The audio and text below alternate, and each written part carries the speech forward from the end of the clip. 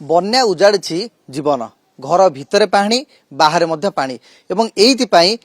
किमिरियापाड़ा पंचायतर मिलिमिलापुर बासिंदा सेमाने मध्य हंतसंत होउछंती कारण गाँटी संपूर्ण जलार्णव हो जाइछि जलमग्न हो जाइछि एवं जदि देखिबा ताहले गुरुवार ठारू ए गाँटी संपूर्ण भाव जल बुड़ी रही बन्या जल बुड़ी रही ब्राह्मणी नदी में जेहेतु बन्या आसिला एवं से जल बर्तमान ए गाँव में प्रभावित होउछि आमे बर्तमान गोटे अच्छु कल्याण मंडप रे जोठी की ए गाँव बासिंदा मानकु आनी एठी रखा जाइछि प्रशासन तरफरु एवं देखि पारुथिबे बर्तमान एठी जो माने शरणार्थी अछंती एवं ता सहित गृहपालित पशु मध्य एइठारे रहिछंती कारण आपण जानिछंती जे बाहर मध्य पूरा संपूर्ण भाव में रास्ता घाट सबू बुड़ी जाइछि आम सहित स्थानीय बासिंदा अछंती जानिबाकु चाहिबा जे जो भली भाव में आपण देखुछंती 3 दिन धरी जलबंदी अवस्था रे आपण रहउछंती एई कल्याण मंडप ही भरोसा केते असुविधा भोगुछंती प्रत्येक लोक असुविधार सम्मुखीन होती गोरु गाई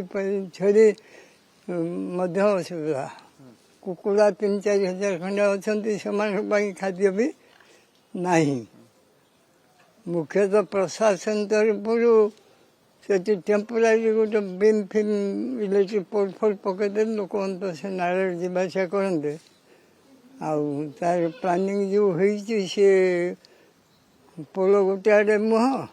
पूर्व दिकु रास्ता हूँ उत्तर दिकु पश्चिम दिकु पड़िया से माटी डिपु चिप्स डिपु बाली डिपु दरकार है सब बिकिकी पैसा वाला चलते बॉडी संपर्क जे पर्यंत यार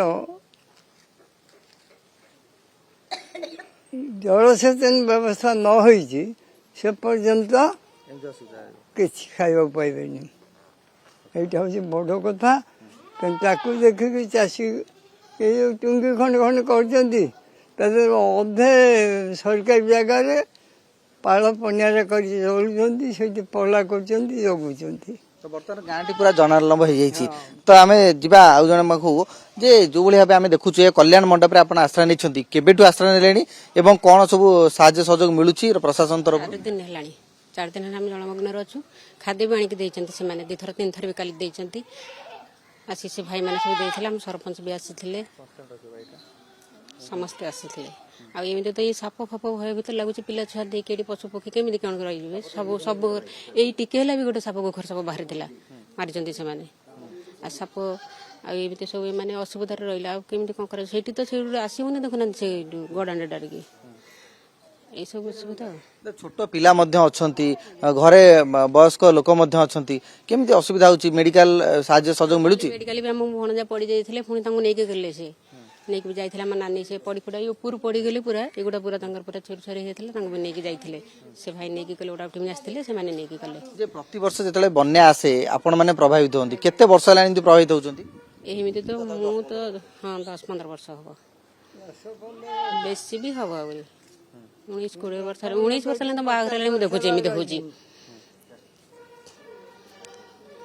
नियति भाव जो असुविधा तो आम कौन भोगुं आम निजे देखुचु तो कथा हूँ बर्तमान समय जिते पानी धीरे धीरे छाड़ा आरंभ कर कमुची ता परवर्ती पर्यायर आप घर को जावाई प्रस्तुत होउछंती किंतु घरे बर्तमान समय जाइकी चुली लगे रोषे करिया संभव कि नहीं सर हम केमी घर तो पानी पशी सब बहुत लोक घर द्वार भांगी जाए चुली तो सब नष्ट हो जाए उदा पूरा घर कादुआ साल भितर कादुआ माने गली पड़ी गोड़ आ रोषे कर खाइबनी जहाँ आम मंडप आश्रय नहीं से मंडप भल मतलब जहाँ रोषे करके खाऊ गवर्नमेंट कौन देखा ना काली सरपंच आसते दीप गोटे 5 टंकिया